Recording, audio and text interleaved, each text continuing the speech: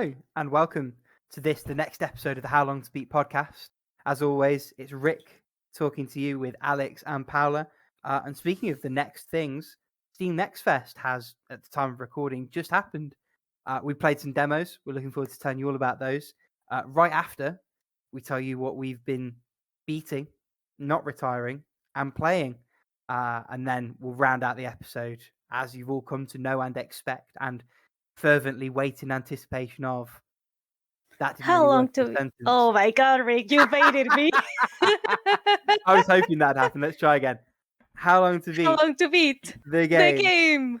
We're long overdue. Somebody jumping early. That is. Right? Oh, You're Alyx, right there. you finally beat It Takes Two. Tell us all about it.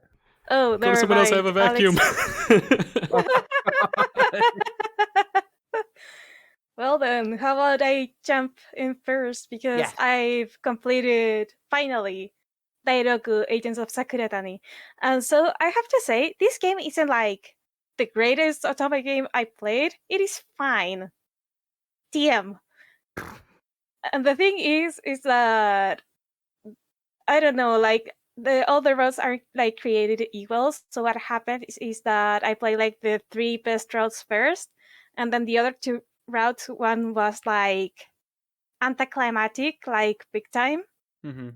and the final route, like the what you may call the box boy route, was kind of meh. Like it had like a lot of like bureaucracy stuff, and I'm like, I'm not here to fill in papers or see like what's the internal like structure of the Ayakashi Mori. I'm here to battle some Ayakashi or just like have fun like with the supernaturals in this world. So that was kind of a letdown, but overall, especially with the the grand finale, that made up so much for that kind of lull in the overall narrative of the game, because like everyone got to play a part on it, and it was awesome. And I got my Ayakashi battles, and I am happy because of that. But yeah, overall, I'm gonna say if you're like, for people who are like more into like slice of life stuff and probably like prefer a more like character driven narrative rather than having an overarching story. And if you play like probably like the other like character driven games, then I would recommend you to pick this one up, because I really like the music, I really like the overall presentation of it. Strangely, I like the character portraits more than the pretty CGs and pretty scene art. But the story is like very hit or miss. It really depends on what the otome player is looking for in this one. So yeah, that's Dairoku Agents of Sakuratani. Rick, why don't you tell us about your replay there?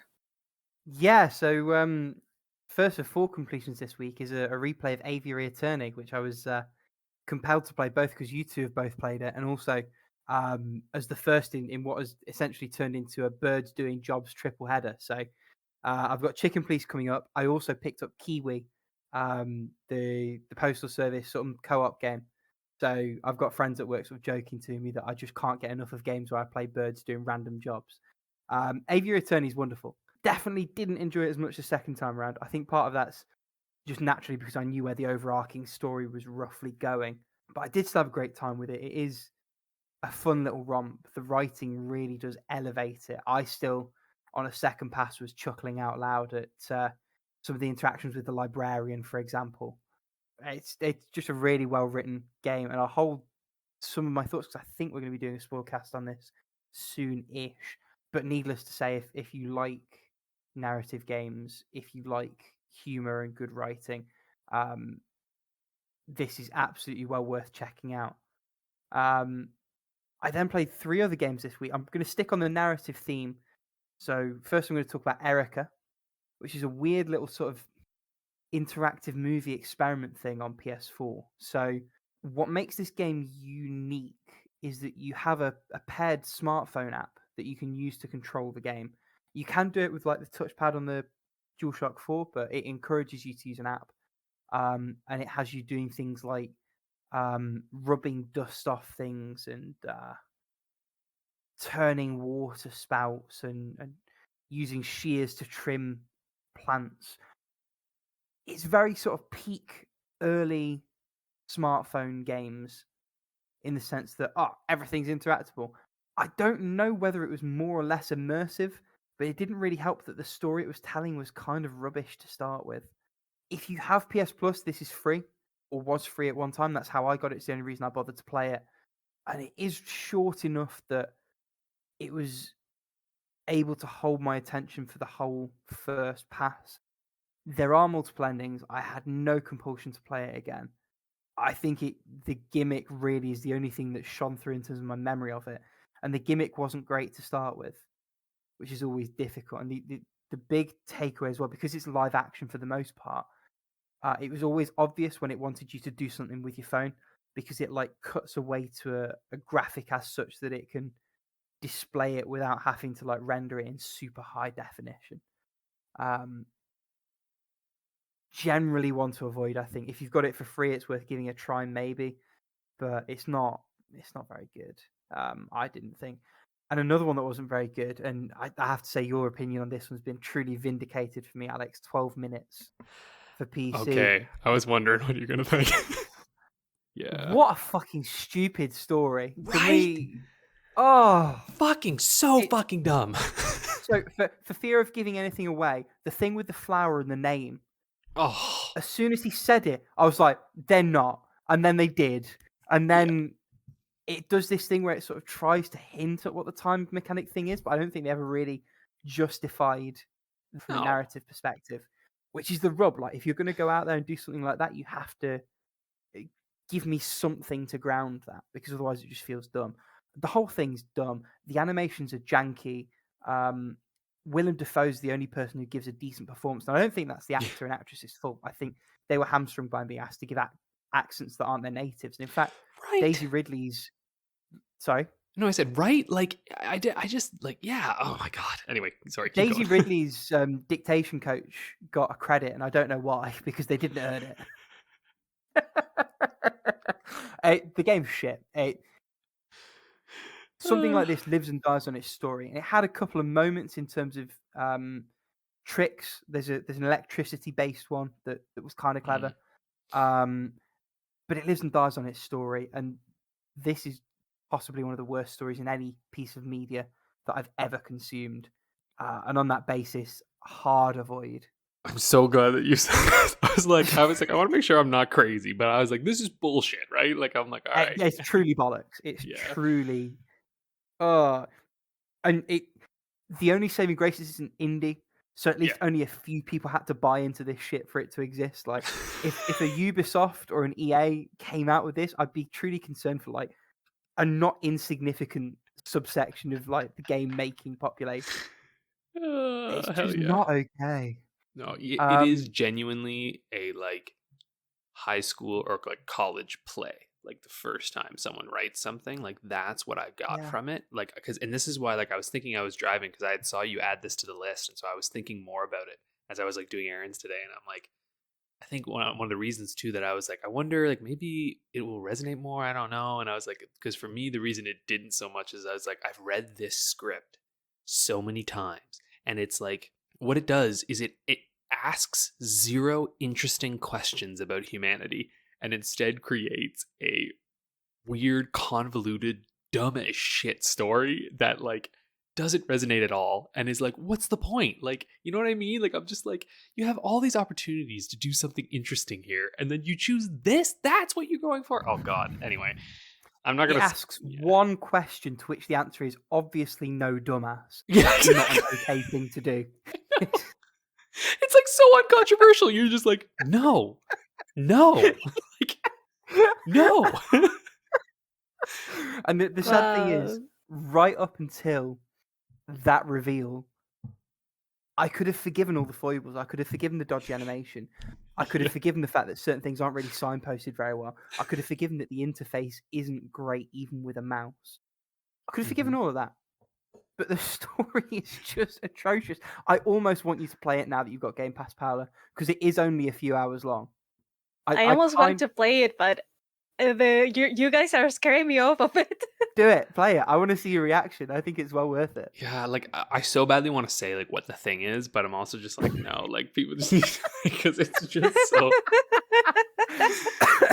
Here's the thing: like I don't regret experiencing it because it is stupid. Yes, and I feel like I've had enough laughs talking to people, just being like, "What the fuck was that?" That it was worth the time. And I feel like that would definitely ring true for you as well, Paula. Do you ever think? I just want to see your reaction. Yeah, I also wonder. I'm gonna try. I'm gonna do my best to play it on Game Pass. It's not very long either, so you can get it. And just do just grab a guide or some shit. Like, don't try to figure it all out yourself. Like, just grab a guide for a couple parts of it. Like, some of it's fun to figure out on your own, but then there's some things that get really convoluted. So like, just grab a little bit and check it out. I think when I was doing it though, I don't think there's hidden in shadows. Like, yeah. I would never have found that. I had to consult a guide for that. Yeah, I took a look. I also took a look at a guide at one point because I was like, I don't care enough. Like, you know what I mean? Like, I was like, it's not compelling enough to make me actually want to solve all the puzzles. Like, for instance, we'll talk about anyway, when I talk about The Room, I'll talk about that's a puzzle game where there's no reason to consult a guide because they have an incredible hint system and it's also like very well structured. But in this one, it's like, I don't give a shit. I don't want to solve any of this. It's dumb. Anyway, Paula, if you beat that game, I would kill to do a spoiler cast on that fucking Okay. Although I missed here. It would just be 20 minutes of us all going, what the fuck? It's like, I know, right? Right? Oh, Jesus. Okay, sorry. Tell us about Amplitude. What is this? Well, this is an interesting one. So this is the game that Harmonix made before they made Guitar Hero.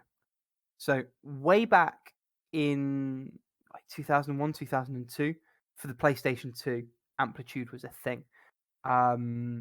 I only experienced that version of the game by way of a demo disc that had like 2 of the tracks on it. And the way it works, you have like a 3-button control for the music, but the music's spread across various different tracks. So you have like 2 drum tracks, 2 synth tracks, a vocal track, a guitar track. And the goal of the game is essentially to hop from track to track and keep all the sections of the music going. Great in principle. In practice, gets a little bit messy. Out of nowhere, in like 2011, 2012 maybe, a digital-only like reboot pops up on PSN. It dropped like a wet fart. No one really paid much attention to it, but it was in one of the final PS Plus drops for PS3. As such, I have it. And on a whim, I played it. And it's a strange one. I can't really recommend it for a few reasons. One, it's a bit of a fucker to get hold of. Like, you need a PS3 that's connected to PSN. You need it working. Or you need to sort of go and jump through the hoops to get one hacked and download it that way. Two, the interface isn't fantastic. There are frequently sections that require you essentially to know the note you're going to have to hit on the next track as you're switching to it. Now, in theory, the game highlights the first note on each track, but because of the way the camera moves, it's not always visible to you. So, for a game that's about like perfect runs and high scores and things like that, it puts barriers in your way in those senses. There's a power-up system that makes no sense. There's a weird sort of esoteric story about like someone being in a coma and like the power of music is like pulling them out of the coma, which is just like a weird distraction. And the track list is very strange. So there's a very specific subset of people who are big into sort of like drum and bass heavy music, a very specific sort of EDM and dance, synth-led music. Outside of that niche, you're really not very well served by the music in this game. I found maybe 2 or 3 tracks that I actually liked, and even those, because of the way that the music is experienced through that system, at any one time there's like 3 or 4 tracks of the mix that are either muted or like mixed way down in it. It's not good for a music game to not really give you a good experience of the music, even when you're doing everything right. No one of those is necessarily a deal breaker, but I think as a package, Amplitude is just a really hard one to recommend to anyone but the most diehard of music fans and music game fans. And even then, you're essentially relying on being a sliver of a two-circle Venn diagram, where you're mad into those games and you're desperate for something EDM-based with that kind of setup. Ultimately, I think this is why the game never went anywhere. I don't really think it has an audience, and I think that's a bit of a shame. But it was a nice short playthrough. There's only 15 songs in the campaign, so I beat it like hour and a half, 2 hours. One of those songs I found on Spotify because I really liked it. So Every Cloud, I guess, but very weird, very niche one. It looks a lot like Audio Surf, honestly. Like when I was looking at it, I'm like, oh. I've never played Audio Surf. Well, Audio Surf was this like 2008 game. I remember getting it, and it turned your music into rhythm roller coaster rides, basically. Like you would actually put your music in, and you're a little ship, and you've got the lanes, and you have to like hit over the beats essentially as you're going along. Is that more like Guitar Hero without the guitar, where it's like a single lane, or? Yeah, I guess. I mean, like, there's multiple lanes, and you're weaving your ship through. I think the real appeal of it was that it was infinite. Like, you just popped whatever song you had in. Obviously, then it's not as, accurate. It's pretty simplistic by today's standards, I guess. But it's 2008, right? Like, Yeah. I remember playing it at the time, even on my old shitty laptop, and I fucking loved that game. I was like, it's great. Because, nothing at that time really, you could input your own shit in. And even then, when you think about that time frame too, like you're still dealing with Rock Band, and like they were just starting to get like actual licensed music in, right? Like I was thinking of Guitar Hero 2 and stuff, where that was all, covers and shit, right? Like we can kind of forget that a lot of Guitar Heroes were covers of bands, right? And not the actual songs. Yeah. So getting to put your own music in was like a pretty big deal. Even thinking today and stuff like Beat Saber, it's like, yeah, you've got like a limited track list, and anyway, licenses are a nightmare. Beat Saber's the one, skip Amplitude. Yeah. Basically. Tell us about It Takes Two, Alyx. I'm dying to hear your thoughts on this. Yeah, we beat it Saturday. We just when was it? No, it was during the week. Sometime during the week, whatever. But yeah, we beat it, and it was a great game. It's an excellent game. Like for me, this is like a 10 out of 10 game. Like I think in terms of just like as a game, I do agree with you. I do think the ending was a little abrupt. Like it wasn't unexpected or like not earned. It was just kind of, you're like, oh, okay, we're done. Mm-hmm. And I also kind of understand why that was though. And like I do like the overall like message of the game. I think is just like it's a really considered message. And yeah, I'm excited to do the spoiler talk because I think this is really it's just such a well-crafted game. And the way that it just like takes mechanics and goes like, we'll try this, and then shoves them aside is great. And I think that's what I noticed though, is that as we got to the very end, it often felt like some things were just kind of variations on things we'd done before, which is totally fine. Like, Jesus, they had so many goddamn ideas in this game. You know what I mean? But then I could feel my steam I was losing a little bit of steam by the end of it. And so once I was like, nice. Okay. I feel like I've played this. I feel like I've gotten just the amount that I wanted, and like, I'm good to go now. So yeah. And Perta friggin' loved it. She had a blast with this thing. Like, it was just such a good time. Although I will admit, still so bad at the platform. Yeah. It's that camera. It's honestly, it's the left stick, right stick shit, right? Like the idea of being able to move your camera as you're moving, man, that is a goddamn skill that takes a long time to get used to. Like, and if you didn't grow up with it, it's full on like pat your head, rub your tummy situation. Yeah. And it's funny because now with me going back to older games like Majora's Mask or something, I'm just like, let me use my fucking camera. Like I'm like, God damn it, I keep pressing this button to center it. But I also see how I'm like, wow, that's a great, like, honestly, wow, what a good camera they made. Because like the fact that those cameras actually work well enough, and then also you can center them and it still finds a good position for you to like make sure you can see, like that to me is very impressive. and like such a good kind of like jump between. But anyway, It Takes Two is it's such a perfect game. Like I get why this won Game of the Year.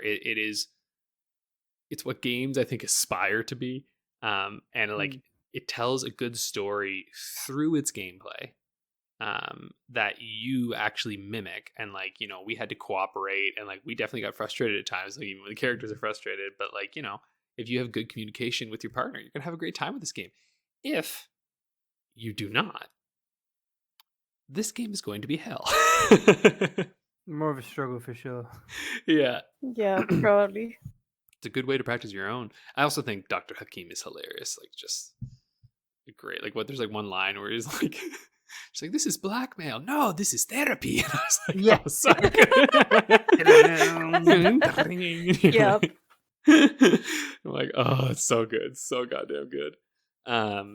But yeah, anyway, we'll talk more in the spoiler cast because there's lots I want to talk about, but they kind of touch on spoilers within the game. And honestly, I don't think the story in this game is such a thing that's spoiled. It's more the set pieces and the mechanics that I think are actually what is kind of magical about the game, and what I think you should really keep like kind of hidden. Because like honestly, as we were playing it, we're like, well, we kind of know where this is going. Like, I mean, come on, it's not like, it's fairly obvious where the story's going, but it's you not have a no mystery. idea. Yeah, it's not a mystery, and it's not trying to be, but you don't know how you're going to get there. And that's what's really exciting, is like the new mechanics that you're going to pick up and the new things that you'll be doing along the way. That's the shit that's like, oh yeah, you don't want to spoil that for yourself, because it's really, really, it's just exciting because you're like, what's next, right? Yeah. So yeah. Anyway, that's It Takes Two. I also beat The Room on Android. That's just really fun. What a great hint system it has too, actually. Like, I like how the way they work with their hint system is that they spread it out. So you don't, like, when you finish a puzzle, it's not just like, here's your hint right away. It's like, just take a minute, bruh, look around, figure it out. And then after a little bit of time, the kind of like, there'll be like a little thing at the top, and it's like, here's a clue. Okay, use that clue, try to figure it out. Okay, and here's another one. You know what I mean? Like, they space it out in like a really like chill way. And I didn't have to use it too much. There were a few times though where even on a phone, occasionally it's like, what am I looking for? And like zooming in, I'm like, oh, where the fuck? Oh, there it is. Which my phone's giant, so if you have a tiny phone, it'll probably be harder. But yeah, it's just fun. There's not really a story. I mean, there is. Is there? It's like serviceable. But it's not what you're there for. Yes, exactly. Yeah. It's fun and interesting, but you're there for this crazy cool contraption that you're unraveling and doing weird fun puzzles with. Like, that's what you're there for. And the puzzles are cool. And like, man, the epilogue's like a whole other chapter basically. It's only like 2 or some hours, and I actually recommend playing it on mobile because it's the cheapest place to get it. Like, I think it was $1, and the second one's only like, it was like $2. And so I'm like, kind of great actually. And so I think I'm eventually, because I want to play it on, because I know their newest game was on VR, so I'm going to play that on the Oculus eventually. So I'm just going to go through all of them, I think, because they're very fun and they're very quick and easy, and they scratch a weird itch, you know, like, I don't even know how to describe it, but it's just like, sometimes I just want to do, it's the escape room itch, you know, like that's what these are, right? Yeah, but it's like a weird escape room itch, because it's like, especially the room one, since you have like these weird books that you keep like on opening and like trying to figure out like how to get what you need to get from the book, so you can open like this other compartment from the books. I don't know, it's both like escape room, but also it's like it is a little puzzle box, and not many games have that. Have like very integrated puzzles, like with each other. Like a lot of puzzle games that I try is like every puzzle is independent from each other, or at the very, like at the most you solve one to get an item to get to other one. But I don't know, in this one it's like everything is connected in a way, and you can see it like via the books, like how the pieces move, and that's like the magic of it. Yeah, and the hints are so good in it that you won't need a guide. I didn't look anything up. Like, you don't have to, because if you do get stuck, it's quite generous. And it will start you off with something pretty general, but like what it does the best, because often what you need, like I personally don't think the puzzles are that difficult. But what it is and can be difficult is just knowing the location you need to go to next. Like you're like, okay, what little piece am I supposed to be looking at?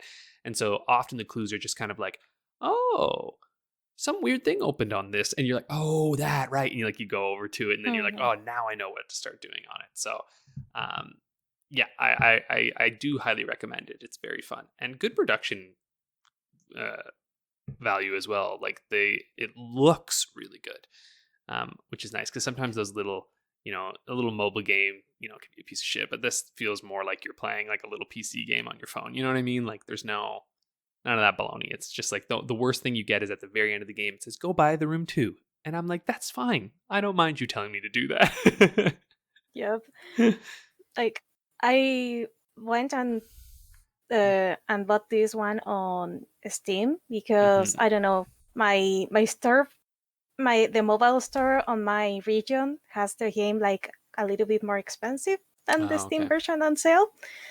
So I went with the Steam version, and also it was like that time when I just got my computer, and I was like, I want to see what this computer can do. Yep. And oh my god, it looks gorgeous. Like just like the I guess the base performance was already like pretty good, but then I just switched everything like to max settings, and everything was like beautiful, amazing. Yeah. I mean, that's why I did it on my phone, right? I was like, I want to test out this baby. Yeah. I've got way too many toys right now. But yeah, anyway, The Room. It's good shit. Do you guys mind if I just keep going with what I'm playing?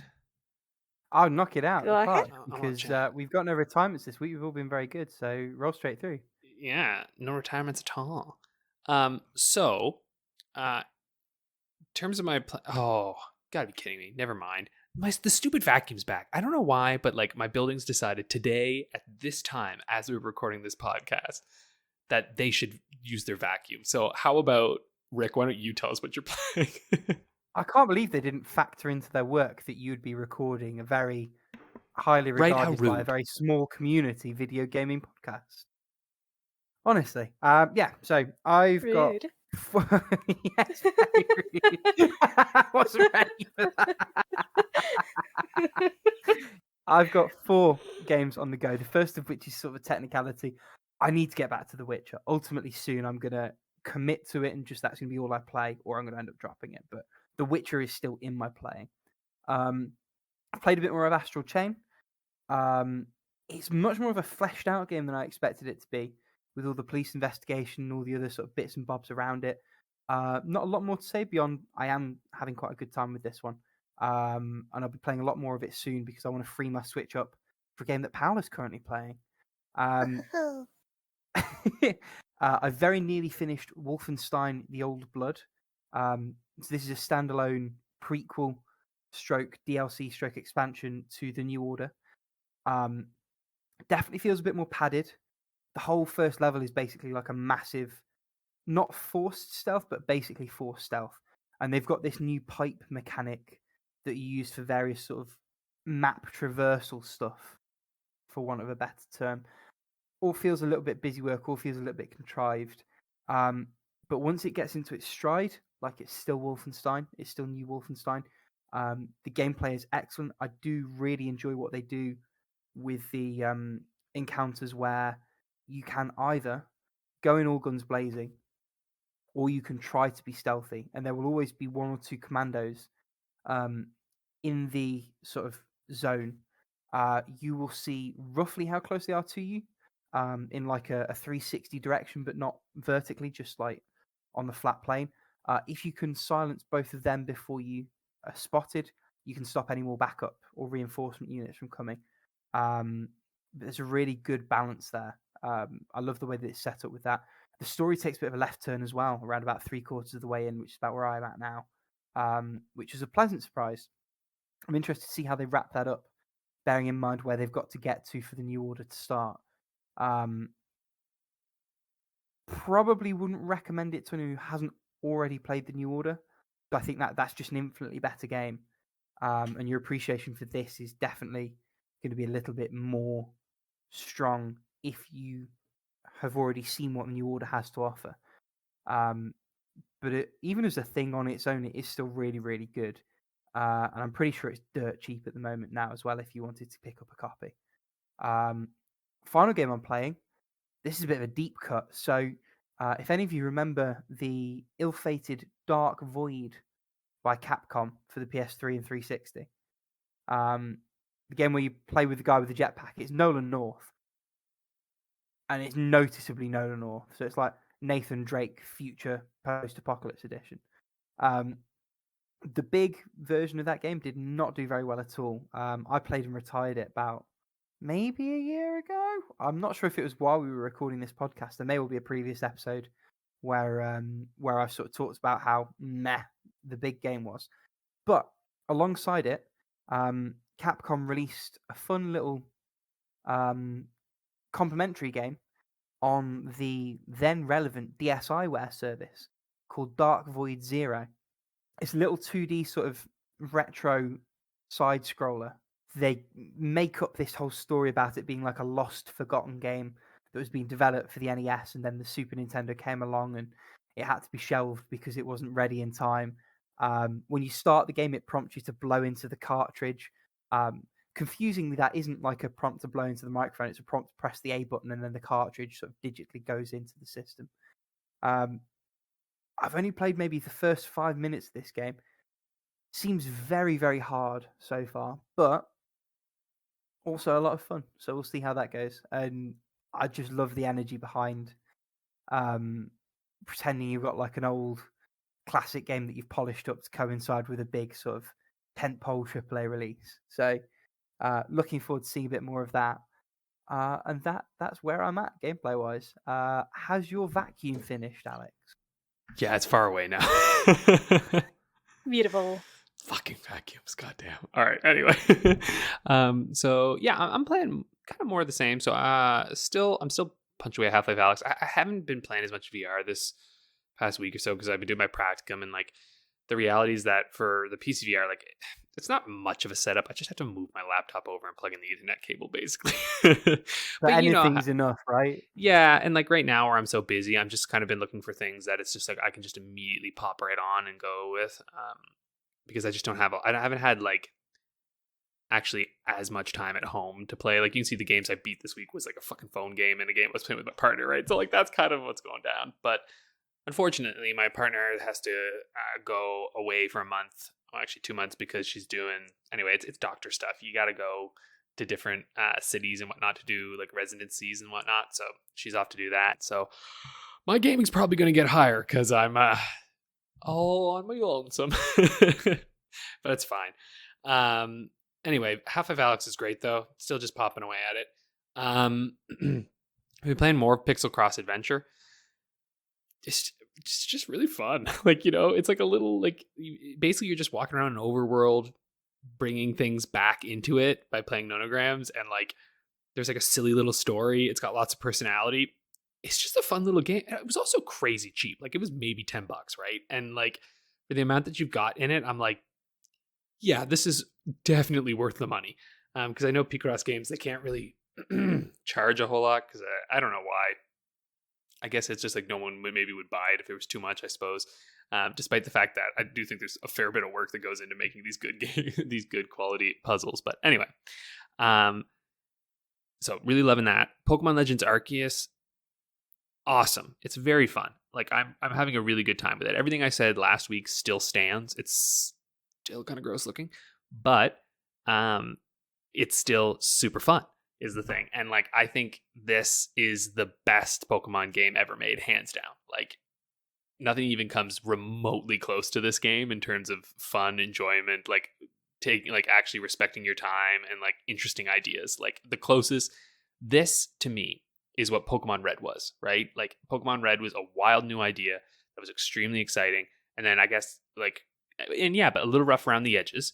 And this one is similar. It's crazy, fun, exciting ideas, a little rough around the edges because it's kind of new, just starting out this concept. And so my hope is, and I think it was super successful. So I'm hoping that this is just going to like, usher in a new wave of this style, at least maybe in the Legend series. And I'm sure whatever the next one is going to be like, holy shit. That's my hope, at least, because it's already so good. Actually, I'm going to just pause for 1 second there. I'll be right back. But actually, Paula, do you mind continuing on with your playings for a second there? And I'll jump back to mine in a second. Okay, so I'm still playing Pokemon Shining Pearl. I'm still at the doors of the Elite Four, but right now I've been just catching Pokemon, evolving Pokemon, breeding Pokemon to get like all those little slots on the Pokédex field and all those fun descriptions there. And also, I'm just waiting for my boyfriend to get to the Elite Four, which he did this morning. But he's also like, hey, let's catch some Pokemon before we go to the Elite Four. So that's where I am right now. I'm also like excavating quite a lot of loot here in the Grand Underground. I got an arrangement of fossils, an arrangement of spheres of all shapes and sizes, and a lot of evolutionary stones. Like, I don't know, like for some reason they just keep popping up here and they are supposed to be rare. I'm not complaining, like I've evolved like quite a lot of Pokemon thanks to them. So yeah, that's Pokemon Shining Pearl. I'm still trapped in the underground until further notice. Someone please save me. Please. Then I've been making some progress on Fire Emblem The Blazing Blade. And I'm currently on chapter 10 of the Link chapters, and that's the last Link chapter, to my knowledge. Yes. So beautiful. So yeah, like so far I've only lost 1 unit. The Fog of War is not my favorite mechanic on the Fire Emblem series at all. I think it was started like on the like 4th game. I don't know, like some crazy developer decided it was a good idea and just ruined everyone's happiness with that. Still, they very what's the word I'm looking for? Like they just give you a tank, so I guess that's nice. So I can just throw my tank unit in the. I mean, a general. They give you a general who has a seal. That's the wrong tactics game. You do not get tanks in that. What am I missing here? Sorry. I usually call the units by their roles and not by their classes. I'm so fucking sorry. No, you're good. So yeah, I got this knight, a very bulky knight, a very bulky boy. Just I throw him in the middle of everything, and hopefully he gives me enough vision to just kill whatever is there. And I have to say, one of my favorite mechanics introduced here is the rescue and drop system, because so many units that didn't have a lot of mobility before just get extra help from their fellow units, and they can just zoom like half the way through the map, which is awesome in my book. And I can just rescue a unit on a pitch if I do something stupid, which is nice. So yeah, I'm having a lot of fun with this one. I still feel it's super handholdy. I don't know if I'd said before, but since the entirety of the Link chapters is basically a huge tutorial, and compared to the newest Fire Emblem games, I cannot talk about Three Houses here because I don't know about Three Houses tutorial. But at the very least, it is a lot more handholdier than the DS and 3DS games, which I'm so happy they drop, because I wouldn't want to go through 10 chapters of tutorials every time I fire up a Fire Emblem game. God, yeah. That wouldn't be fun. Mm-mm. And finally, I have 2 new games this week. First of all, Variable Barricade. Oh my god, I said it right first try. Sorry, variable is like a word in my language too, and it's pronounced variable. Okay. So my brain goes through the wrong pronunciation usually, so I'm happy I got it right.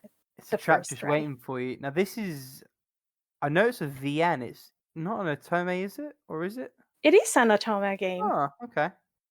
It is actually the newest localization from Arceus. Mm-hmm.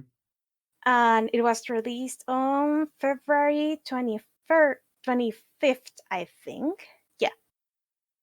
And this one is like an odd one in terms of a lot of things, because first of all, it has a voice actor protagonist. Oh, okay. Which is nice. It is very nice. It's like the psychedelic games. Like those are the only other two games that I can think of that have a voice actor protagonist. And not only has a voice actor protagonist, the protagonist is sassy, and I love her. Okay. Like, she's like the heir to a rich family, and for some reason, like her grandfather is like pushing her to choose a fiance, like for the future of the family and stuff like that. Mainly because part of the family was like too fucking nosy, and it was like, hey, your grandfather kind of ran away, like from home with your with your grandmother, like about your age. We don't want you to do the same. So here, you must choose from these 4 bachelors, which after further investigation turn out to be like either like walking trash cans or like walking disasters. Mm-hmm. I don't know like how they go through the filters, but they got through the filters. So, and they are only 4. They are usually 5. So I'm quite interested on how these routes are gonna go, because first of all, it is a comedy. Okay. Second of all, the game is like 50 hours long, and I don't know like how, because only 4 routes, maybe 5 if they do like True routes. Yeah. like some weird shit. But it's like if there's like a secret route, I don't know. If there's like a protagonist route, I don't know. There's a lot of this I don't know anything about. Also, the art is like kind of, it has like high contrast, and it's for, I don't know, it kind of reminds me of manga or like comics because of how they do like the shading just black, and then like all the colors pop even more. Okay. Like the overall like art style is kind of like different from what I'm used to. I'm not even mad. It's amazing. It kind of fits the tone of the game. And also all the characters are amazing in their own right, either like just because of how dumb they are or just because of how amazing they are like overall. So I've been having a lot of fun with this.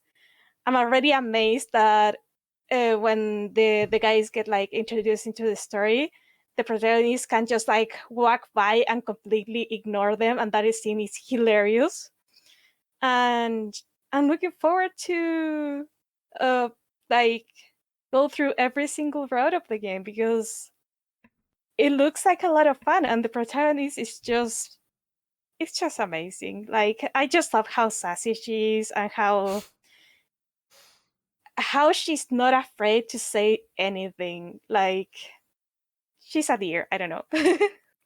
And finally, yeah. Oh, I was just looking it up, and I'm like, I would love to just be around when Otome games are getting named, because I'm just like, how does it even work? They just always seem like such congruent words, like variable barricade. It's like I can't even wrap my brain around what that means.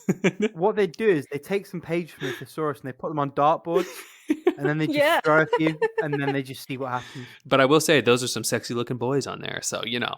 The art is lovely. I just had a peek over. I get what you're saying about high contrast, like anime art. Yeah, it is good. It does have that real high contrast look. Like, it looks really nice. It looks like I don't know, like it really gives me that like magic girl anime vibes, you know, like. Yeah, I do. Yeah, right. You're not wrong. Like, actually, I don't know if any of you have heard of Card Capture Sakura, but I was thinking the exact thing. Yeah, looks like grown up Card Capture Sakura. Yeah.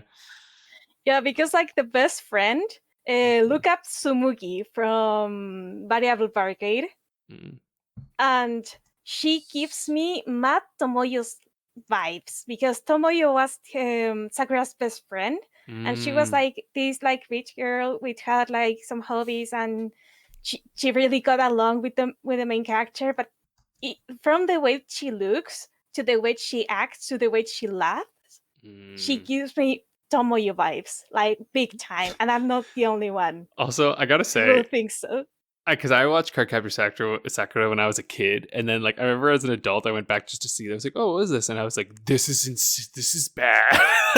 like there's stuff in this. There's so much insanity on that. Like, it's you didn't read the manga. Well, Don't yeah, read the manga. The manga sports brand. It's just I'm like, oh yeah, these are children.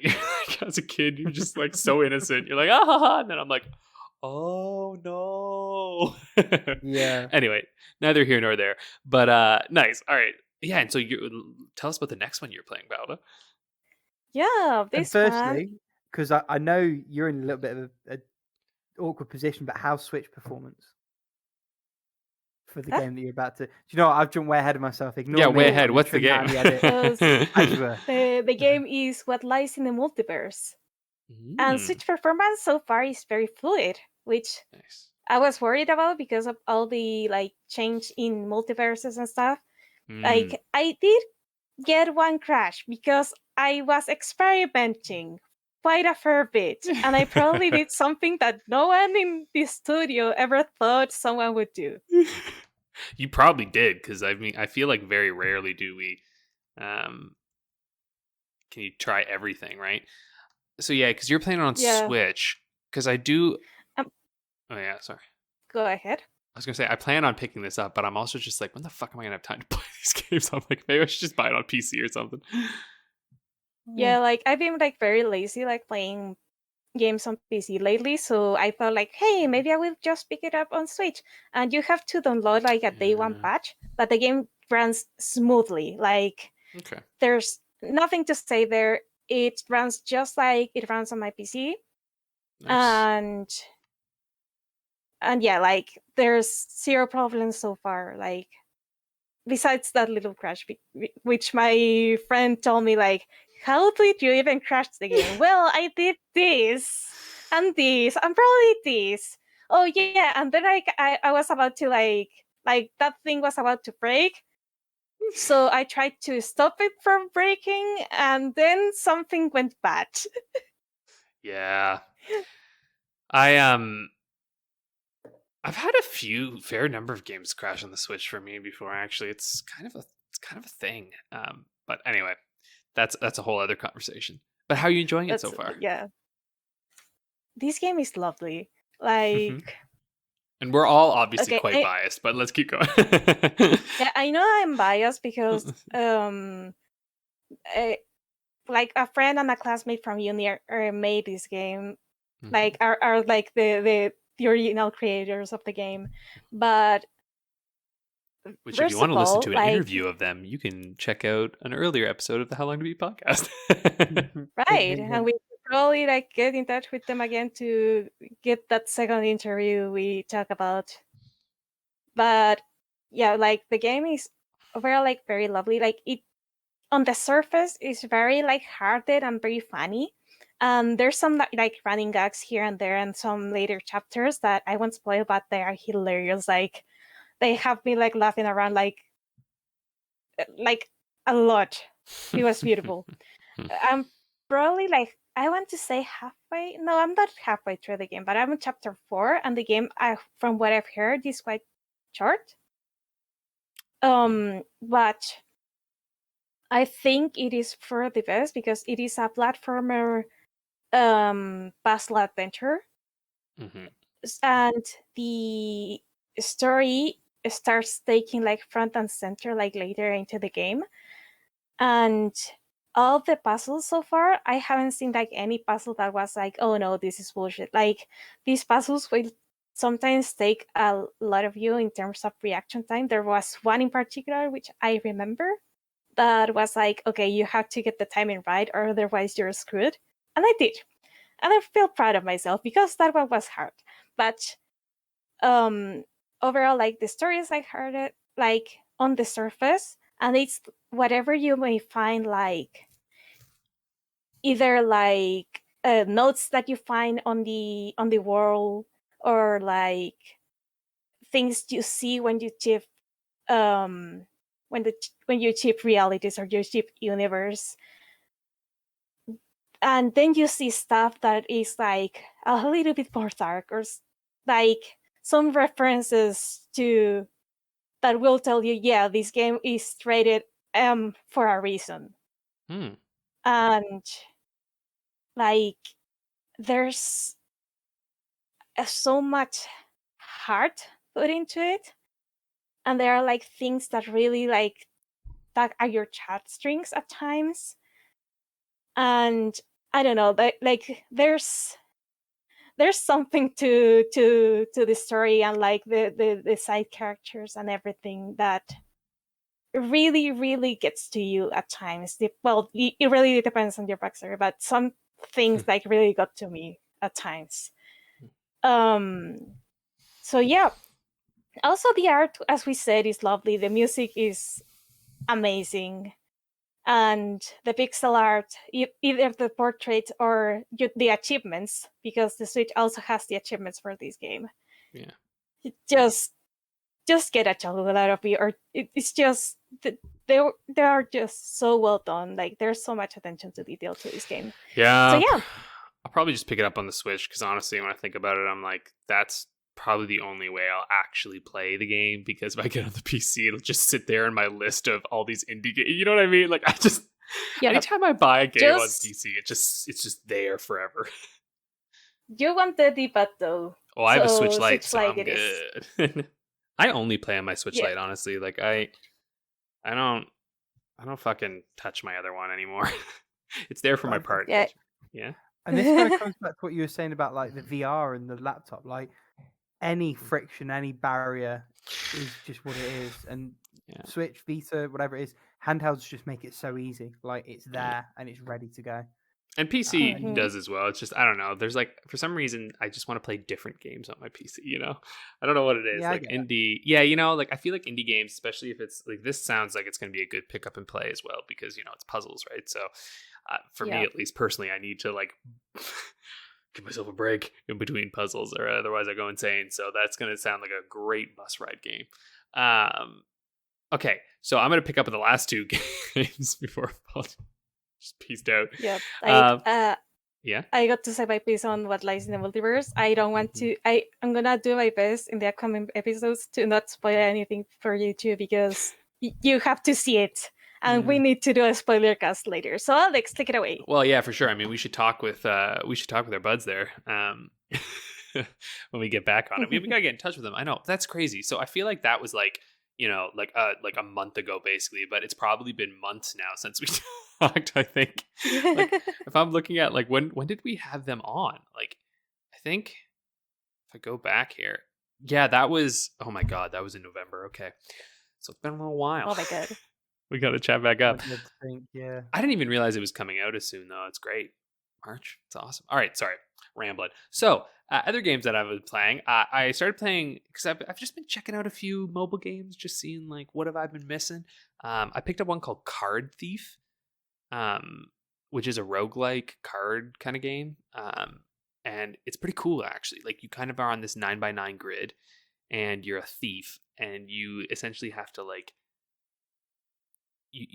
how do I even describe how this game works? You like make paths through the cards in order to like collect treasure, to like defeat guards, but like you have a stealth meter, and so like each card has a value on it, and like that's how much it's going to cost for you to like take that card. And like there's some cards that will increase your stealth meter, like torches and like illuminated areas will get you caught, and if you get caught, you get captured and your run's dead, and you're trying to get a treasure chest and like get to the exit. So you're basically trying to play through all of the cards in the deck, and like get through them and get them off the board so that you can escape.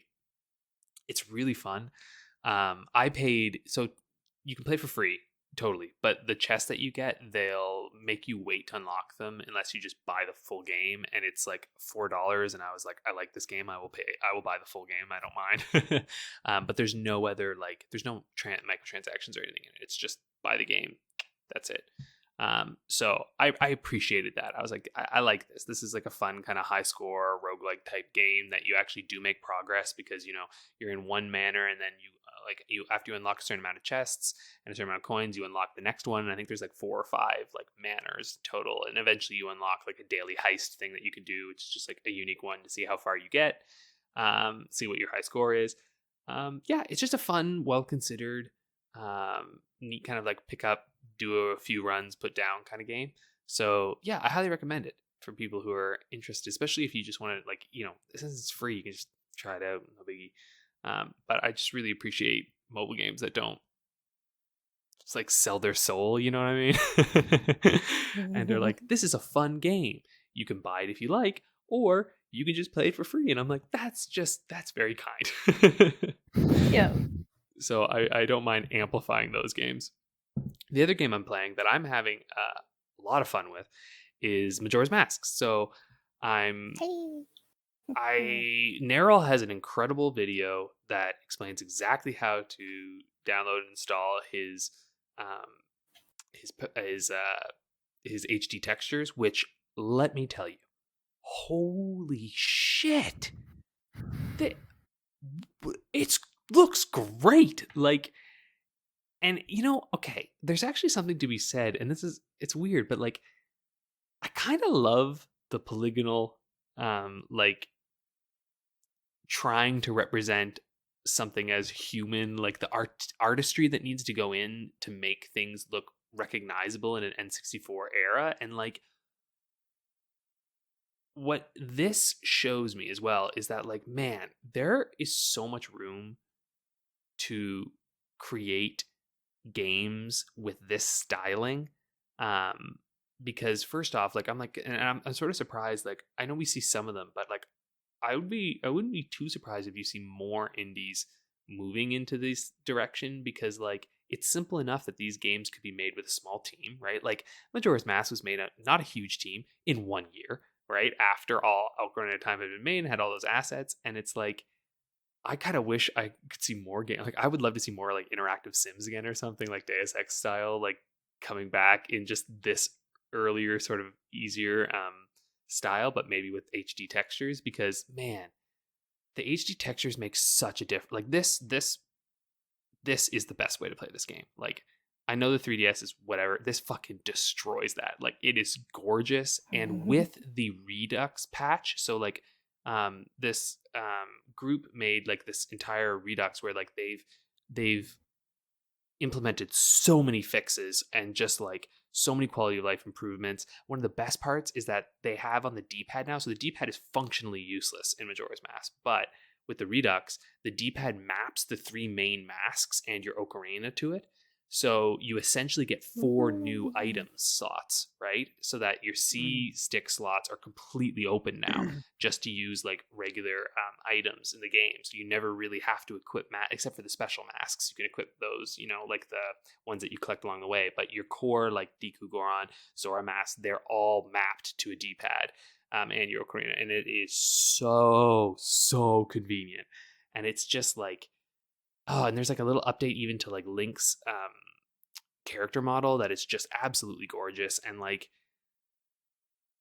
it's just really good. Like, you may want to share this patch with me, like, we'll just go after to the recording. Yeah, like I said, I'll send you Neryl's link, because Neryl has all of it there. Like, you can find all of it, and it's very easy, and he walks through everything. Like, I had it set up. I'm even I bought a little like GameCube to PC or to Switch connector, because I have a bunch of GameCube controllers, and so I've been playing it with my GameCube controller on my PC, and it's so nice that way, because I really like, I mean, look, you could use like a Wii Pro controller, you could even use one of the Switch Pro controllers, you could use any controller you want, right? But I just find first, the N64 controllers I love them, but I hate them too. That middle stick, it dies so fast, right? Like, the bearings on those, if you can find one that isn't fucked, like, I would be amazed. You have to repair them. But I find the GameCube controllers, Hello, I hold up have a much good better. controller. Do you have a good N64 one? Yeah. Yeah, actually, at some point we got some extra controllers, and I still have them, and they're like good for some reason because one of them is completely trash right now Yeah. because the stick is like dead. That's the thing Completely with the dead. stick. Yeah, I have some that are okay, and they're fine, but my GameCube ones are way better. Like they're just because I had like the third and fourth player ones, right? Those are the ones that are totally Mm-hmm. okay. My first and second player GameCube controllers, they're feeling they're feeling it a little bit. But anyway, he shows you how to like completely remap everything, get that plugged in. I'm using Mayflash. I recommend Mayflash because Mayflash just works. It's like in terms of if you're trying to connect GameCube controllers and stuff, just get a Mayflash. It's good shit. I'm probably gonna get there. We remote bar because I want to emulate on my PC as well. But that's a future thing. I'm not doing that now because fuck, I got too many games to play. But anyway, if you haven't played Majora's Mask, I recommend it. I also downloaded because I've got my beautiful new phone, so I downloaded the one of the old official players guides PDFs, so like an actual strategy guide from back in the day, and it's so much fun to play it with like one of the old official strategy guides because they're really well done, but they're also not so overly prescriptive. Like they're just kind of like giving you ideas where to go, and so like dungeons, I don't really use it, but for me, like I'm not interested in playing Majora's Mask and like slowly figuring everything out. Like I would rather be like, what do I have to do? Great, okay, go here, la la la, because I don't really have as much time to go in and do that, and I've already played through the first part of Majora's Mask a lot. So I'm at the Goron area now. Like I cleared the first section, which is the one that I've cleared many times. And the Goron one is where I almost always stopped. And I think it's because I was just, I never like fully knew what I was supposed to be doing. Because I will admit, they give you lots of hints, but it is of an era where, you kind of got to figure it out a little bit. And there's a timer going. So sometimes trying to figure things out gets really stressful. Because you've got this timer. Oh, I got to slow down time, actually. Anyway. So, you got the fucking timer going and you're a little like, but anyway, that's all I'll say right now for Majora's Mask. I'm really liking it. I'm definitely going to beat it this go through because, like I said, with the guide, it's just much, it's a lot more fun to play that way for me personally. And I think if you're coming to this game, having maybe never played it before, and you're interested in like getting through it, I kind of highly recommend grabbing a guide because it's just like, remember we talked about Ocarina of Time last week, right? Like you kind of had to be there a little bit. But with this updated texture pack, like it really makes the game look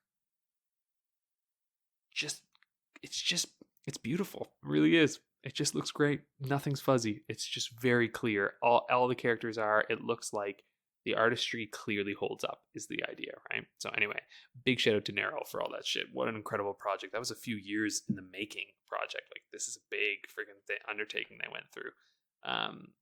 So anyway, that's it for what I've been playing, what we've all been playing. I think it's time that we move along to our topic of the week, which very gratefully Paula mentioned that Steam's Next Fest was happening because I've just been so buried in work that I was like, it's what? Oh, okay. And so we all played a bunch of games. None of us played all the same, but I've overlapped with both Rick and Paula, so we should have lots that we can talk about. On that topic, I was thinking, Alex, if you want to go through your games, we'll touch on what's in between as it comes up, and then Paula and I can sort of jump in on the bits that we've sort of got spare between us. Yeah, why don't we do that? I'll jump between one with you, one with Paula, one I play on my own, and we'll go that way. Why don't we start with let's just go down the list then. Card Shark.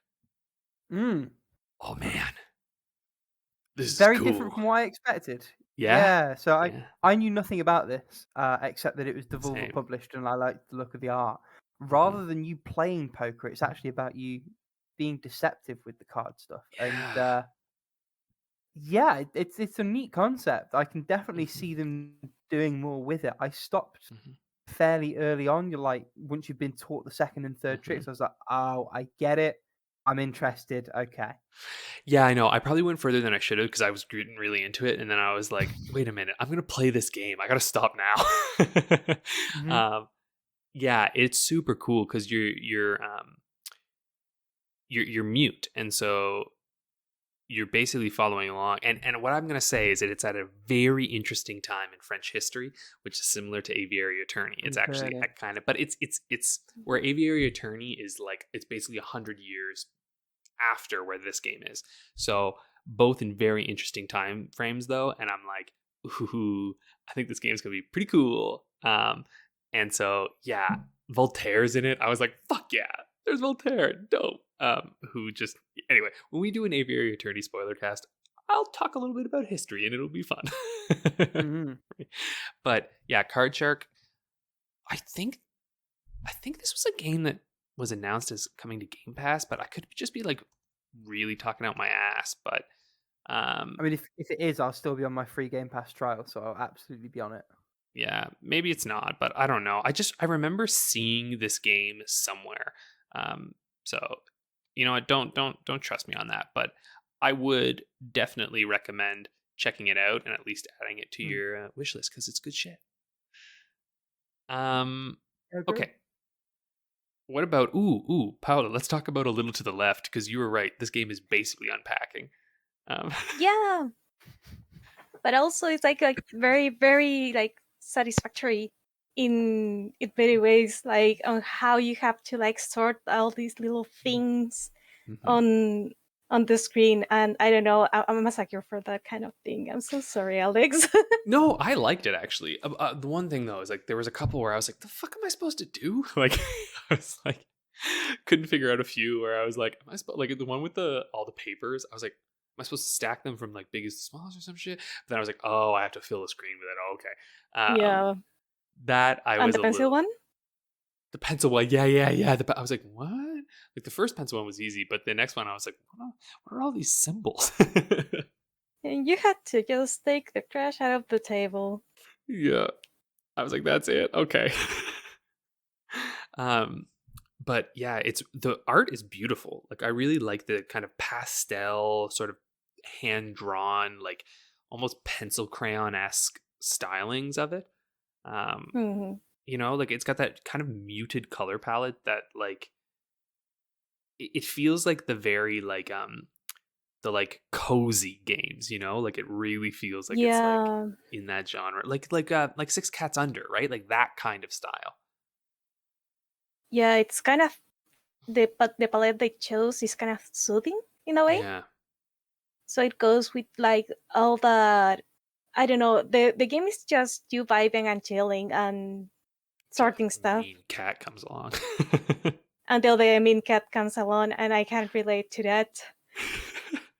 Animal fucking all your stuff up. Yeah, I can relate to that too. Yep. I'll just be chilling and my dog's like, like runs out. I was throwing a ball this morning and she yelps, like squeals at one point. I was like, oh my God, what's happened? Like, I'm like freaking out and I have no idea what's going on. And she comes back and she's like, what? I didn't do anything. And I can look over later and like she somehow with her paw, we have laminate and she has cracked a piece of the laminate and pulled it up. And so she must have hit her toe on that because I hit my foot on it after, and I was like, "Well, at least we both screamed in pain today." But then I felt like it made me think of A Little to the Left, and I was like, "Oh yeah, animals, man, they just manage to destroy things." um, Yeah, or my cat who I could be just like writing or doing anything, and she just decides to like just lay on top on whatever I was doing, be it like the Switch if I was playing on the Switch, or like or my journal if I was journaling and stuff like that, or my yeah, homework too. That's fun. yeah. If you like unpacking, you'll like this game. Like Yeah. it's definitely one game that I played. Um, oh man, some of these are anyway. Let's talk about one, Koromon. So I mean, it's a Pokemon thing, but it's it's literally broken. And like I'm like What? Look, I refuse to believe now. So before some games, when we did this last time, I was like, okay, my computer's not that great. Some of these games maybe just aren't running because of my computer. It's not fucking case this time, all right? You know? And what happened is I started it and I got to the character select screen.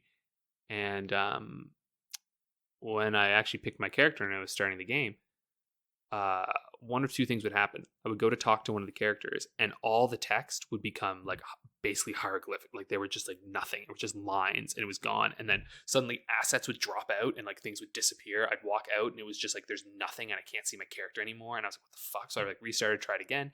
Same thing, but in different ways. I just literally couldn't get past that part. So I'm like, this could be a fun game. But it looks like they got a lot of work that they still need to do. Something's going on. I think it's something related to their character creation screen. There seems to be something that's bugging the game from there. So, but bottom line, the state of the game currently is poor, Mom. Oh my god, Rick. The state of the game is when you like glitch the missing node into your game and your game gets fucked. That's the state of the game right now. It's clearly very inspired by Pokemon Red and Blue. Let's talk about Cow the Kangaroo.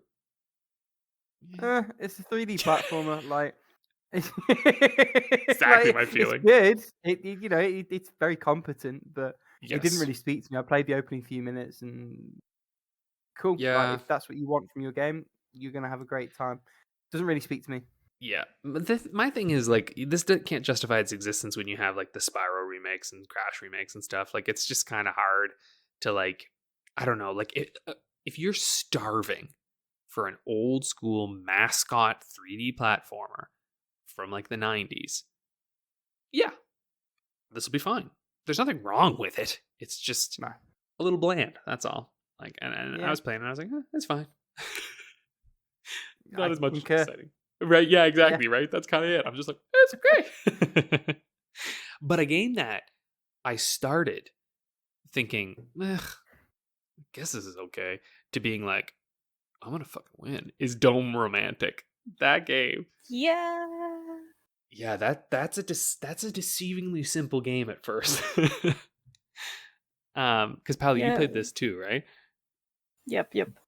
So you have to defend the base pretty much, but you also have to like excavate to the core of this planet where you are at. And enemies come at waves. You have to excavate between the waves, and hopefully you don't die during the waves. Yeah, so you're in like this small, like the art style is extremely minimalist, right? Like it's like very like couple pixels kind of thing, right? But like you're in this dome above ground and you have a jetpack, and so you're drilling into the ground and you're collecting resources under there. But like Paula says, and at first I was like, why can't I like see where things are? Why can't I? How come I don't know when things come? But like you buy all the upgrades. So you buy an upgrade to find out when our enemy's coming. You can buy an upgrade to locate the resources within the ground. You can buy upgrades to speed up your jetpack, how much you can carry, all that shit.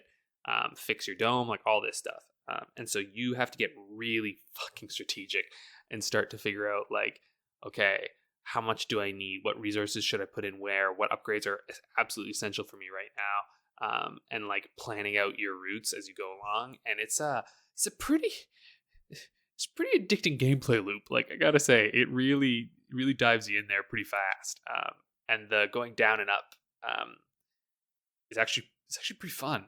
So I think I'm gonna probably pick this one up when it actually launches, because it's although I don't know, I'm kind of terrified too, because it's that roguelike shit where I'm like, yep.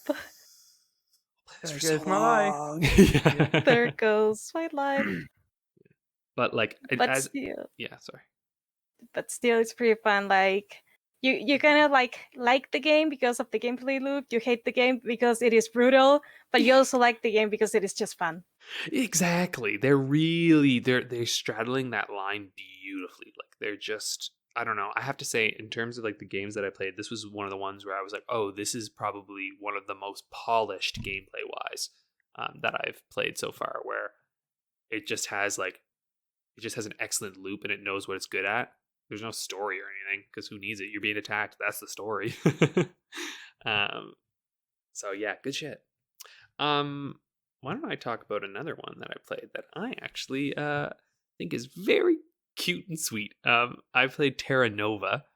Paula, I think you like this game. Maybe Rick too. I don't know.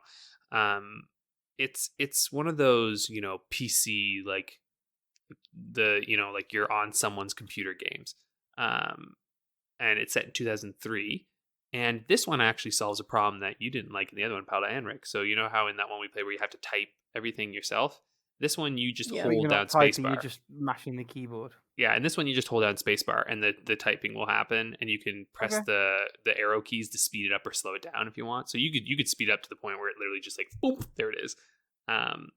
But it's a really interesting like story because it's basically around like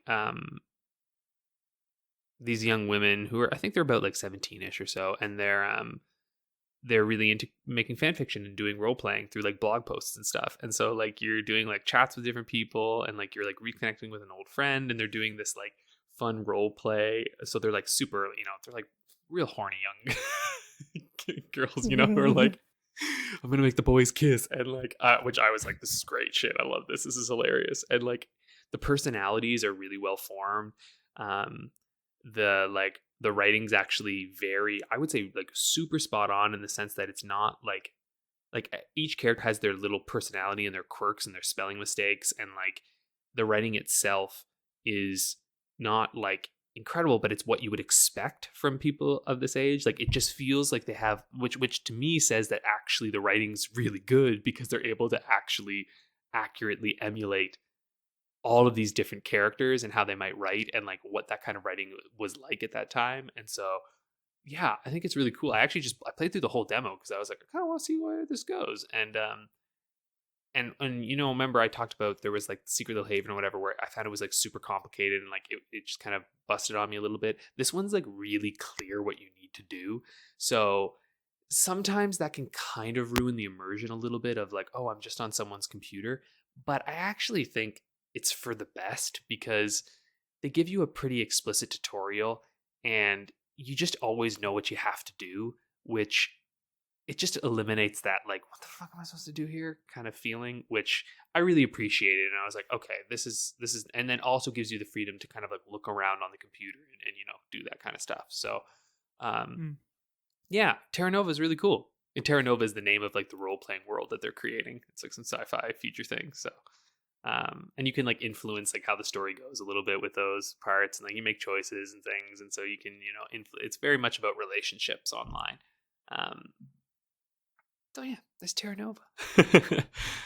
Yeah, I'm looking at it, and I actually might want to try out the demo of the game because from your description and like the graphics, it looks kind of like up my alley, and it could be, or it could be like nope, not touching it after the demo part. I think I'm gonna give it like a fair shot. They're very they're like young girls obsessed with Japan, basically, right? Like it's like that cultural age. So one of them lives in Japan, right? She's like trying to be a model there and stuff. But it's just very it's very sweet, I think, and I think the art's really really well done. And yeah, it just feels like you're getting a glimpse into a life and a world that you're like that I would never have been able to have seen, right? But that is pretty nice. So anyway, if you were a teenager in the early 2000s, probably want to pick this up. I was not, but hey, I was in the late 2000s. Rick, Jack Move. Great. Yeah. Not what I expected, but great. Yeah, it was interesting that it felt almost like Alpha Dream made a non-Mario RPG. Yeah. Right? Yeah. Not necessarily in terms of it really being active when it happened, but in terms of the vibe, in terms of traversing the world. Mm-hmm. I have to say the art for this was really, really lovely. It's very good. Yeah, there we are. Okay, so in my notes I called it fucking amazeballs. And that's all I wrote. But I did have a wonderful time with it. I felt like the combat was really well pitched. It's got random encounters, but I do like when games that do that, and Action Odyssey's always been good for this as well, have a threat meter. So you always have an idea of how close that random encounter is to triggering.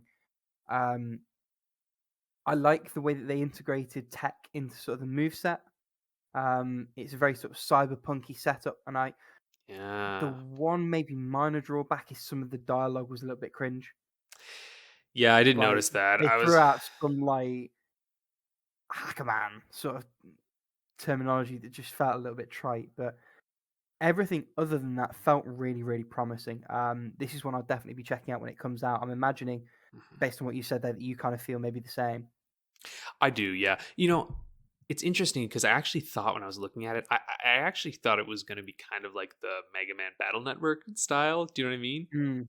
Even looking at it, I was like, initially I was a little like, oh, dang it. But then as they started to reveal the battle system to me, I was like, oh, this is interesting. So I'm like they're at least doing interesting things with it. And the fact that you can like load circuits and like load different like items while you're playing, and like it kind of has the Legends of Arceus, like the turn order concept where you can like push more turns for yourself. I'm like, I can see this game getting really like interesting and intense as you go along. And so I'm certainly intrigued. I think maybe this is a game I want to like. This is definitely going to come to the Switch at some point. It's gotta, like, it's just so, you imagine so. Yeah, it's so made for it.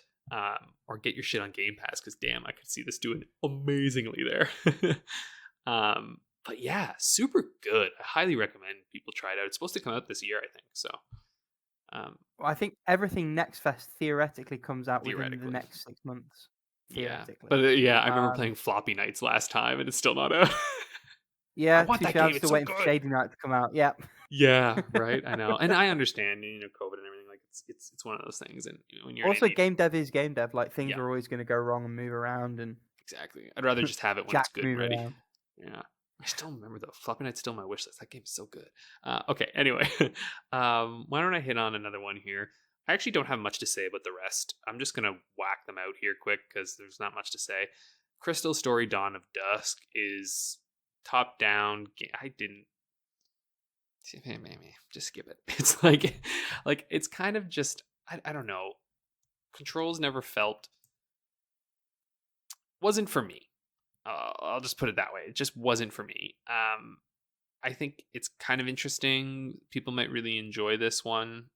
It's sort of like it's trying to emulate SNES RPGs, so like very clearly inspired by games like Earthbound and Undertale.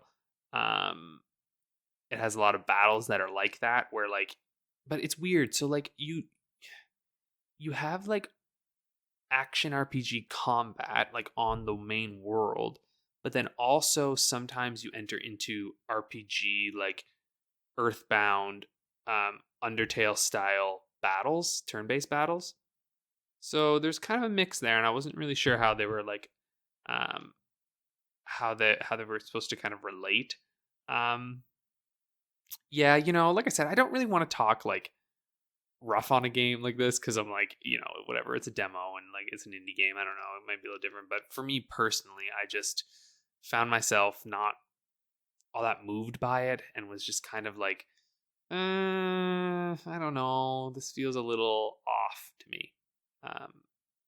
Yeah, so that's what I got for Crystal Story: Dawn of Dusk.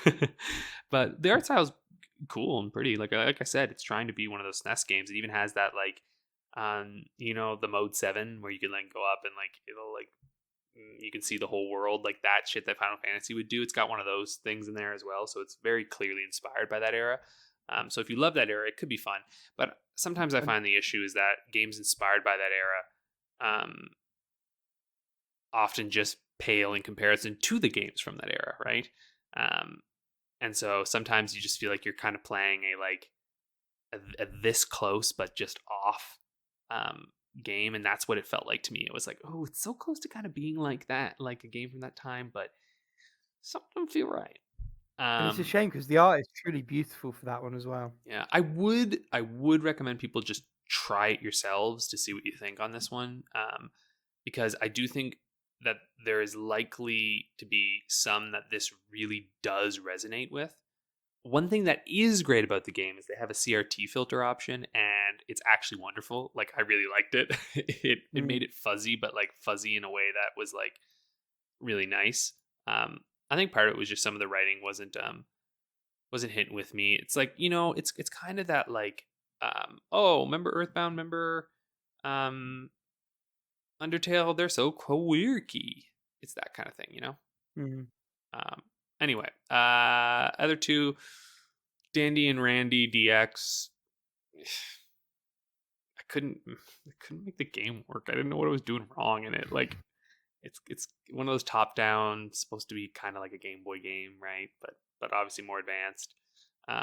Puzzle, hitting things, picking up stuff, throwing in, little rabbit mascot. It's fine, you know what I mean? But it's not gonna move.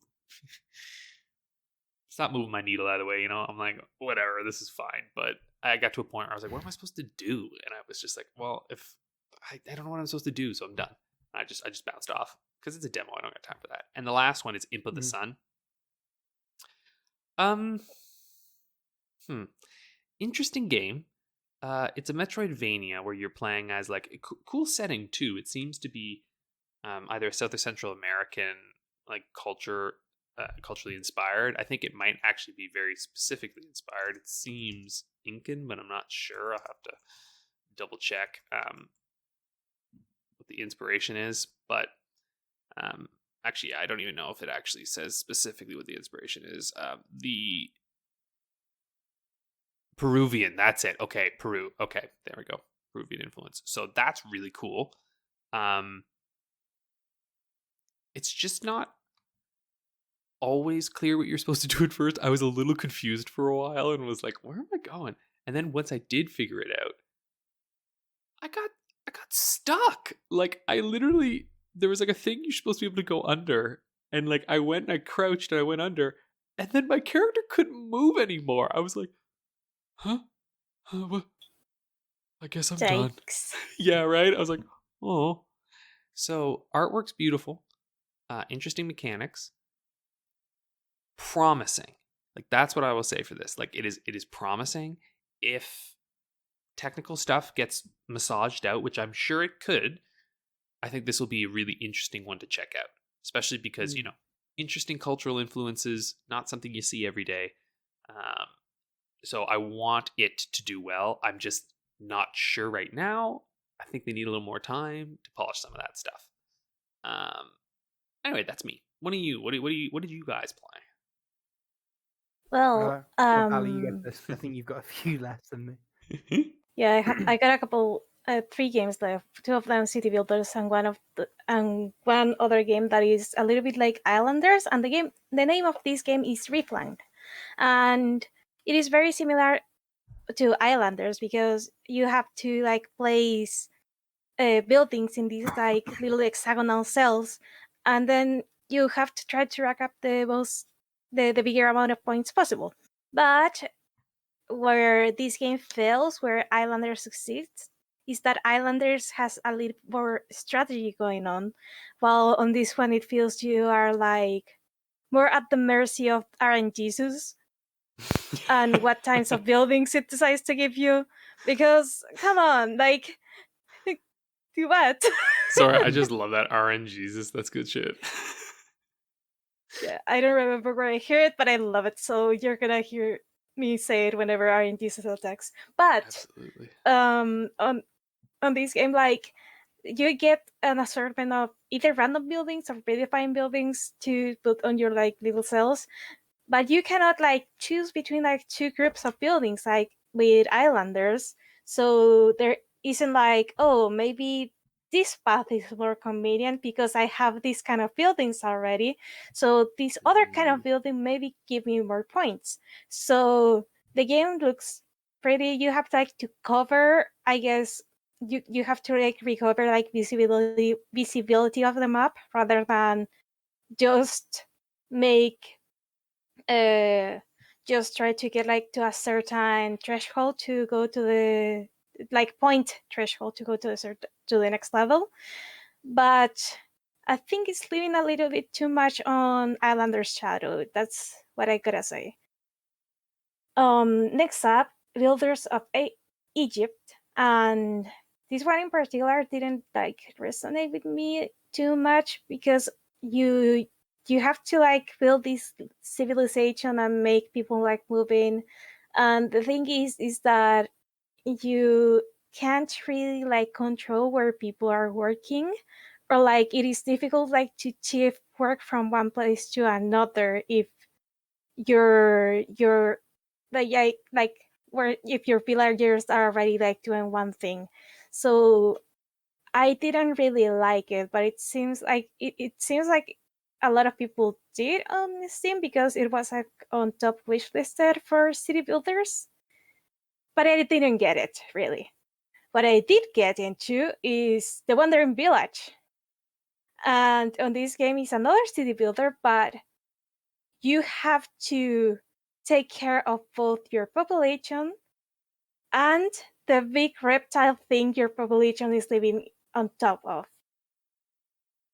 So they tell you like the world is dying and there's like a lot of toxicity on certain places, and you find like this reptile thing and you set camp on top of the reptile thing, a little bit like on Xenoblade where you have the titans and there's like people living on top of the titans, and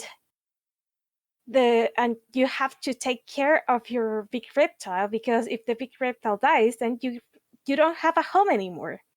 And you also have to manage your village, and you have to be careful because if your big reptile like gets poisoned or then your plants and your trees get poisoned too, and then your villagers will suffer because of it. So you have like to purge or burn those poison bushes and trees, Nautical the Valley style, and you have to like control that plague and clean that plague when it does happen. So I died of poison, obviously, because I didn't realize that the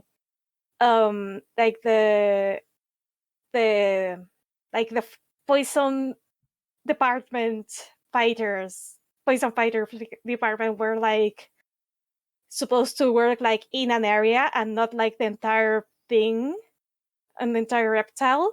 So I let my trees get infected, and suddenly there were like 600 trees infected, and I couldn't possibly like get rid of the infection faster than it was spreading. So there went my village. But I'm very interested on this one. Like, if I have to say, like, my top 3 were Dumb Romantic, A Little to Live, and this game. Rick, take it away. Yeah. I've got a fair few left to jump through. I'll be relatively quick with all of them. So, first of the rest for me is Neon White. This is a game that was teased, I want to say, in the Nintendo Direct, first of all, a while back. Nevertheless, it's like a first-person parkour game, which is always up my alley. Got a bit of a unique mechanic in that you pick up. They show them as cards, but essentially you pick up secondary weapons that have both a fire and like an alternate ability. So, the handgun, for example, you pick that up and it's got regular bullets, but also you can discard it to give you a single-use double jump. And where pre-release stuff had sort of shown it to look a bit more roguelike-y, in execution in the demo, it feels like it is a level-based sort of best time, best performance sort of situation. Gotcha. I like that fit a little bit better. I think it lends itself better to the setup that it's got there. It's interesting seeing what tools it gives you, and there's already, even in the early levels, opportunities to sort of sequence break and cut sections of the map out and get better times that way. In that sense, it looks really, really, really cool. Very excited to play more of that. It's probably one I'll jump into more or less on launch. I've liked the look of it ever since the first sort of trailers came out. Next one for me is Kuzan City of Wolves. On my notes, I've put AKA Dogline Miami. It's basically like a poor man's Hotline Miami, albeit with much more overt story components. Some of which are in the demo done like in a graphic novel kind of format where you press space to sort of progress from panel to panel. Could be really promising. Little bit unpolished. I've written in my notes a little stodgy, lacking the fluidity or precision of Hotline Miami games, but a solid base. Coming to early access first, which is always a bit of a let's wait and see thing for me personally. But it's one I'll be keeping an eye on because I fucking love Hotline Miami and Hotline Miami 2. And if we're going to get something else that comes close to that, it's worth keeping an eye on for me. Skeleton Crew. Next up, this was a 2D action platformer, very goofy kind of presentation. Clearly a little bit more light-hearted, a little bit more breezy. There's like a character and ability swapping mechanic, but the setup seemed a little bit thin early doors, and the visual style was a little bit awkward. It was all not chibi, but you know that thing where you have like chibi art and it all feels like it's kind of paper crafted together, not in a good way. Yeah. Alyx and Paula are both nodding their head for the audiences at home. Kind of detracted a little bit for me. I don't know if it really did enough to move the needle. Time will tell on that one, but it certainly, wasn't offensively bad in any way. One that again wasn't offensively bad in any way, but just didn't work for me. Ultimately, was The Machine That Breathes. Love the concept. It's about a sentient AI that's sort of released from its shackles in a secluded environment. It's got to work out what on earth's going on. The art is amazing. It's almost like a higher res kind of monochrome Game Boy type thing, but with like block color stuff sort of overlaying, almost like the blue and red of a 3D effect kind of thing. I'm doing a really bad job of explaining this, but hopefully it paints a picture. The problem is it's like a moody survival horror, which is not a lot of horror, lots and lots of survival. Oh yeah. Didn't really sort of butter my toast. It wasn't quite happening. There's going to be a group of people for which this is amazing. I am not part of that group, unfortunately. I am always, however, going to be a part of a group that's going to love a fun little sort of bite-sized platformer game, and that is Candela in a nutshell. This is a like single screen platformer kind of thing. The conceit is you have blue and red candles that you can pick up and place at will. Different platforms react to the light in different ways, whether that's spikes disappearing, whether that's blocks appearing, other things being manipulated by that light. You also have blue, red, and purple. So there's puzzles where you need to sort of move blue and red candles in relation to each other to create purple light to do the same situation. Looks like the developers are going to get a lot of legs out of that. Even in what I played of the demo, there were lots of creative sort of setups with that. Very excited by it. It was captivating and fiendishly smart in its simplicity. So that probably was the standout surprise for me of the ones that I played, because it the most sort of exceeded what I was expecting from it. Maybe even a little bit more than Jack Move. Nice. Final quickly, Yumeiri is a very weird sort of nuts streamlined RPG that I only played because I thought Paula was going to be playing it as well. So that was, I'm sorry, Rick. Paula! As of the time of recording, it's out and it's very cheap. It's like a $5 or your regional equivalent. I'm not sure what to make of this one. It's very much like a rogue like, in that you lose all your progress and start again from scratch each time. It's almost like a flip book RPG. So you've got to try and get to like the end of a run. This game fucking defies explanation. I'm trying for it and I'm reaching. I'm really struggling. I looked at just some pictures of it and I was like, I don't know what the fuck's going on here. Like hand drawn, kind of. I don't know. And you're fighting like peppers and carrots, like eating your greens and stuff like that. It's all played through like a VR headset, like in the world. Like there's this VR pillow that you get into that someone posted to you, and then you end up in a dream, and that dream is you like random fights, and then there's a slide. Do you want to try and slide down it? And you'll say yes. It's like, you got too scared, lose 1 HP, or you did it, gain 1 ego. Yeah,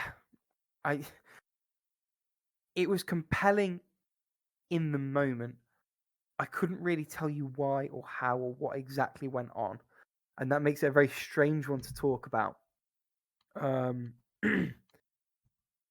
But it was interesting. Not interesting enough for me to pick up anytime soon, but it's inevitably going to be on sale for like 50% off or more. And at that point, I will probably jump in and give it another go.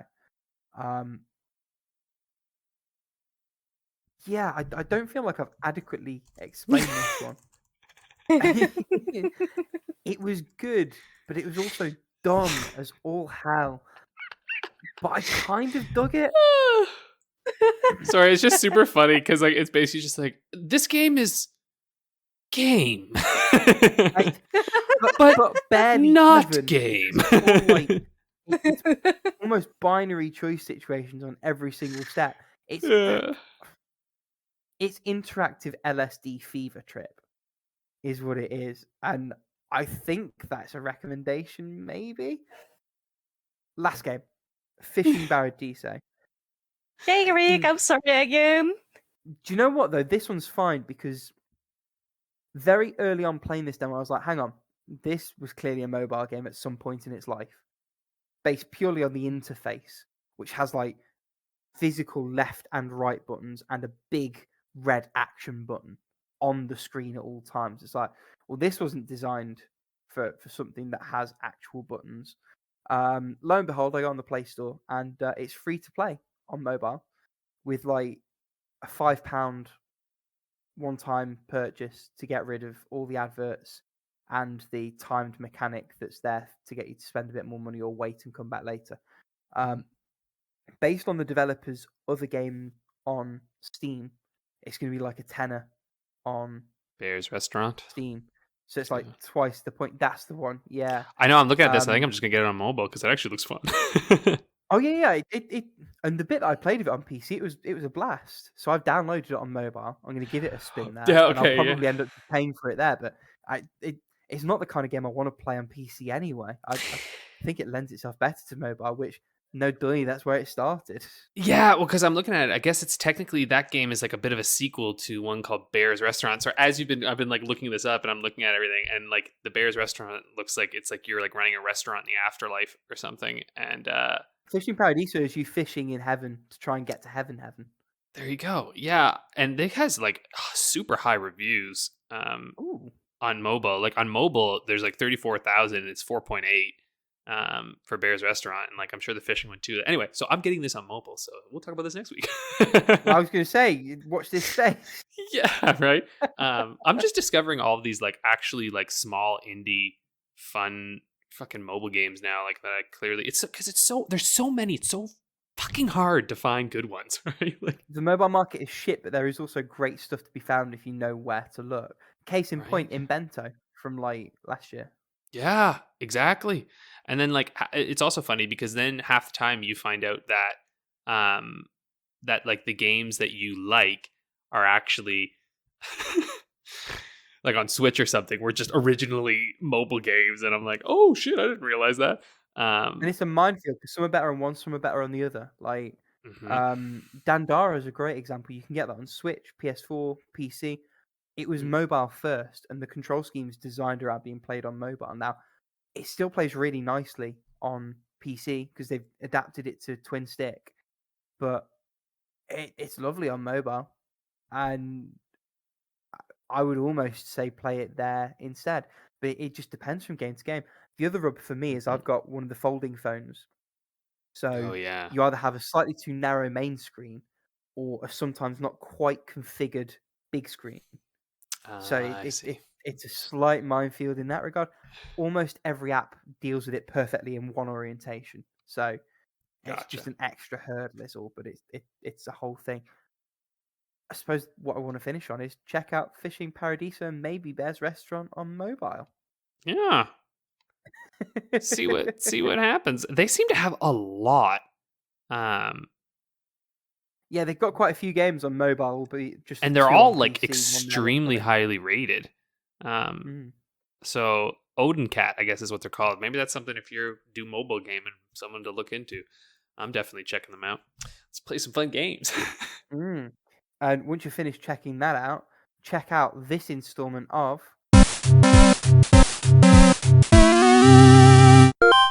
How Long to Beat the Game. I didn't join in on the first one, so because of vacuums. So I'm joining in this time. And it's my week, and I fucking came prepared. This week we are playing Guacamelee Super Turbo Championship Edition. Oh, I love Guacamelee. I keep meaning to play Guacamelee 2, and I still haven't. Me too. I know. I don't know why. I just don't feel very motivated to play the second one. I honestly can't tell you why that is. Like, it's just... Oh, me neither, because I fucking loved the first one. The first one was a great Metroidvania with a really fucking cool Mexican theme. Yeah. But I don't know what it was. There was just something like, something just didn't get me doing it. And Drinkbox have got a pretty good track record as well. Like, I hated the launch title they did for Vita, but Severed. Oh yeah. What a little dungeon crawler. Beautiful. I don't think this is very long. Even if it's a turbo edition, like I'm gonna go 9 hours, 11 hours, and 15 hours. Could be totally wrong. Wow. But I remember it being I was about to go 8, 12, linear. 15. So let's see how that goes. I just kind of remember it being linear, you know? Like, but not super short. And I also remember there being quite a few collectibles, so I feel like that 100 is going to be a bit gross. Yeah. I have no idea what to go with, so and I'm gonna Metroid style probably go with 8 hours and a half. I'm bringing the halves here. 11 and a half. The halves do not need to be here. 11 hours and a half. Though if there were ever a game that probably has half hours, it's probably this one. Yeah, I'm gonna say 16 hours, 100%. Ooh. Okay. Well, Rick, shall we see? Drum roll, please. Yeah, we've all got that. So, main 7 hours. Okay. Main plus 9.5 hours. Completionist 15.5 hours. So we're all more or less banged on. Hey. When we finish recording, I had an idea for what we do with this thing going forward. Ooh, so excellent. Listeners at home, watch this space. Alyx and Paula watch this space much, much, much sooner. But yeah. Because now it's me 173, Rick 163, Paula 148. So we haven't changed in weeks. We've basically just been climbing up. We've kind of perfected this format, and we need to shake it up. And I know, that's the issue. We've gotten pretty good at this now. Well, that's it for us this week. We got a bunch of spoiler casts that we're planning that you'll hear someday eventually. Hopefully. It all just depends. Yeah, hopefully. It just depends on all our schedules, you know how we are. Crazy times. But anyway, thank you for tuning in again this week. Talk soon. Peace. Bye.